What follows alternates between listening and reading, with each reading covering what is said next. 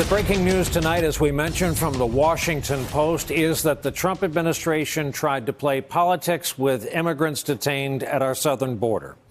The Post is reporting it this way tonight, and we quote, "White House officials have tried to pressure U.S. immigration authorities to release detainees onto the streets of sanctuary cities to retaliate against President Trump's political adversaries." That would include Speaker Nancy Pelosi's congressional district in San Francisco. And yes, it would have meant putting them on buses at the U.S.-Mexico border and driving recent arrivals to San Francisco. The Post goes on to say the attempt at political retribution raised alarm within ICE, with a top official responding that it was rife with budgetary and liability concerns, and noting that, quote, "there are PR risks as well." You think ultimately ICE's legal department rejected the idea as inappropriate and rebuffed the administration. Well, of all the nights to have our next two guests here with us. Eugene Robinson, Pulitzer Prize-winning columnist for the Washington Post. David Jolly, former Republican member of Congress from the great state of Florida, who has since left the grand old party. Gentlemen, good evening. Nothing more I need to say. Eugene, you're the one with the Pulitzer. Brian, this is an astounding story.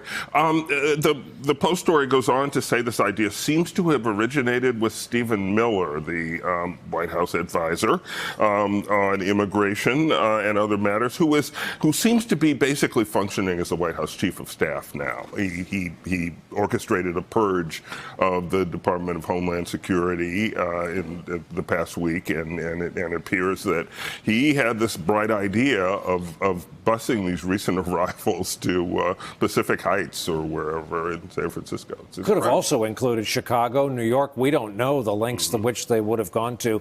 And Miller, to your point, is not only a survivor in this White House. No, he's thriving. He is thriving. He is the ultimate survivor in this White House, and of the people who came in at the beginning. I mean, he's the last man standing, basically. I mean, he's there, and Jared Kushner is still there, and they're at loggerheads. But it looks like Miller is winning that fight, certainly on the immigration issue. He has Trump's ear. Trump agrees with his frankly draconian approach to immigration, and he's functionally the chief of staff. Congressman, your reaction to this story? Importantly, in the article, the White House confirms that, yes, this idea was floated. So if the president tweets tomorrow that this is fake news, somebody at the White House is lying. But, Brian, you always open your show, this is day 800 and whatever it is. On most days, this would be the top story because this reflects a certain unmitigated depravity, if you will, and I would suggest a sociopathy, and here's why. The president has been telling the American people that these people, those coming from Central America and Mexico, are dangerous. These caravans are a threat, that there are members of ISIS embedded in these caravans. If the president and his administration truly believe that, it takes a certain level of sociopathy to then say we're going to deploy these people into U.S. cities to intentionally create crime rates against those who have political adverse positions to the president. That is a sociopathy, and I don't use that word lightly.